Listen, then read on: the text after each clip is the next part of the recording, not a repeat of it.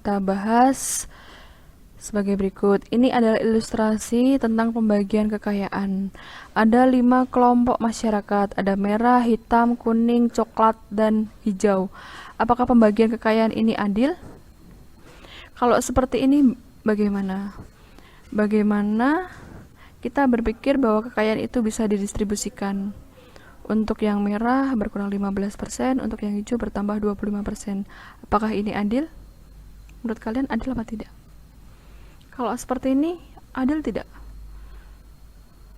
Kalian lihat gambarnya, kemudian kalian lihat pembagian kekayaannya. Apakah ini adil? Nah, bagaimana kekayaan itu benar-benar didistribusikan? Apakah seperti ini? Untuk yang kelompok masyarakat merah cukup 1%, sedangkan untuk yang kelompok masyarakat hijau naik dia 60%. Itulah distribusi pendapatan. Jadi, kita tahu bahwa adil itu tidak sama rata, tergantung dari masing-masing seorang menyikapinya, dalam artian kebutuhannya, keinginannya, dan sebagainya. Distribusi pendapatan pada dasarnya merupakan suatu konsep mengenai penyebaran pendapatan di antara setiap orang atau rumah tangga dalam masyarakat.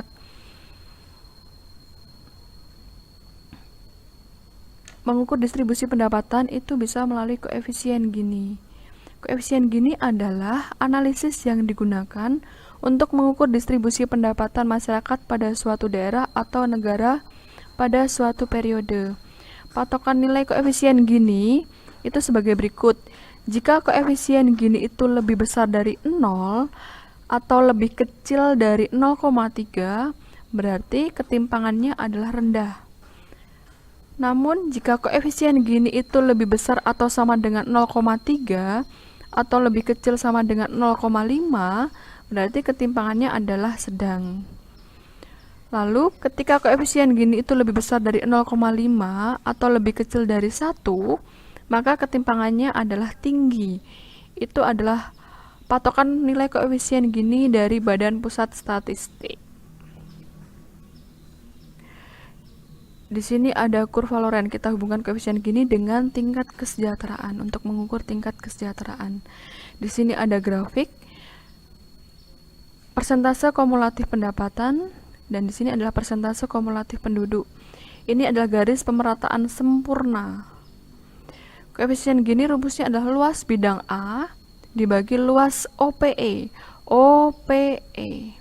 atau luas bidang B. Semakin jauh garis kurva Lorenz dari garis kemerataan sempurna, maka semakin tinggi tingkat ketidakmerataannya. Dan sebaliknya. Jadi, ketika garis lengkung ini mepet atau mendekati garis pemerataan, atau dengan kata lain bidang A itu menyempit lebih kecil, maka kemerataannya itu tinggi. Distribusi pendapatannya berarti bagus. Namun, jika bidang B ini ya mengecil, jadi garis lengkungnya itu mendekati titik P, semakin melengkung sebelah sini, semakin melengkung mendekati titik P, maka tingkat kemerataannya itu rendah. Jadi distribusi pendapatan nasionalnya juga rendah. Artinya semakin tinggi tingkat koefisien Gininya, maka penduduk bisa dikatakan belum sejahtera secara merata. Namun jika koefisien Gininya itu rendah, maka pemerataan penduduk, distribusi pendapatan penduduk itu tinggi. Jadi bisa dikatakan tingkat kesejahteraan itu merata. Seperti itu. Di sini ada indikator ketimpangan distribusi pendapatan menurut World Bank. Distribusi pendapatan kelompok 40% termiskin pengeluarannya ketika lebih kecil dari 12% dari keseluruhan pengeluaran, maka tingkat ketimpangannya adalah tinggi.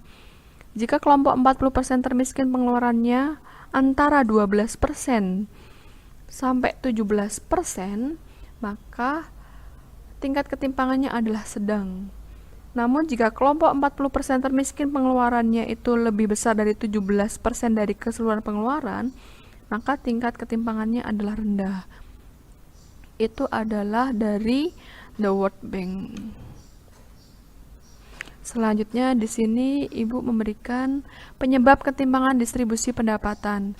Ada ketimpangan antar daerah, ada investasi yang sangat banyak dalam proyek-proyek yang padat modal, ada rendahnya mobilitas sosial, pertumbuhan penduduk yang tinggi, inflasi, baik inflasi dalam lingkup negara atau daerah atau provinsi, dan memburuknya nilai tukar atau term of trade. Jadi nilai kurs kita itu sangat berpengaruh. Untuk lebih jelasnya bisa kalian baca pada modul yang sudah Ibu sediakan. Untuk selanjutnya, kerugian ketimpangan distribusi pendapatan itu apa saja? Yang pertama, inefisiensi ekonomi. Jadi, kegiatan ekonomi kita itu sudah tidak efisien lagi. Yang kedua, menurunkan stabilitas sosial dan solidaritas. Jadi, stabilitas sosial itu sudah tidak bagus lagi, dan solidaritas antara sesama itu juga menurun. Ibarat yang kaya semakin kaya, yang miskin semakin miskin, itu bisa menumbuhkan solidaritas yang menurun. Yang ketiga, ketimpangan pendapatan dipandang tidak adil.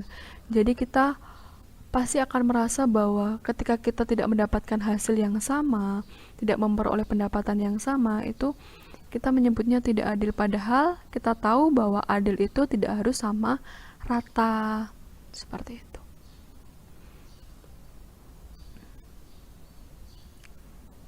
Oke, selanjutnya di sini ada kebijakan menanggulangi ketimpangan distribusi pendapatan.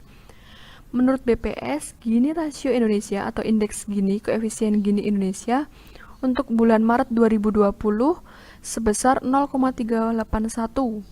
Artinya Indonesia berada pada ketimpangan yang sedang, dan persentase penduduk miskin sebesar 9,78%.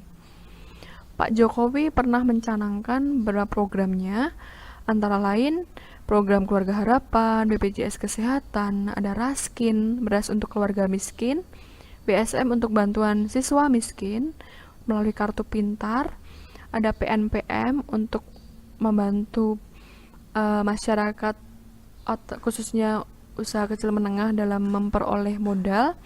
Ada juga KUR, kredit usaha rakyat, ini untuk membantu permodalan. Jokowi dalam pidatonya juga pernah menyatakan bahwa musuh kita sebenarnya itu adalah kemiskinan, ketimpangan antara yang kaya dan miskin, ketimpangan antar wilayah, dan juga korupsi. Itulah musuh kita sebenarnya. Quotes untuk hari ini berasal dari presiden pertama kita, yaitu I.R. Soekarno. Berikan aku 1000 orang tua, niscaya akan kucabut Semeru dari akarnya. Berikan aku 10 pemuda, niscaya akan kuguncangkan dunia. Jadi, apakah kalian menjadi satu dari pemuda yang dimaksud?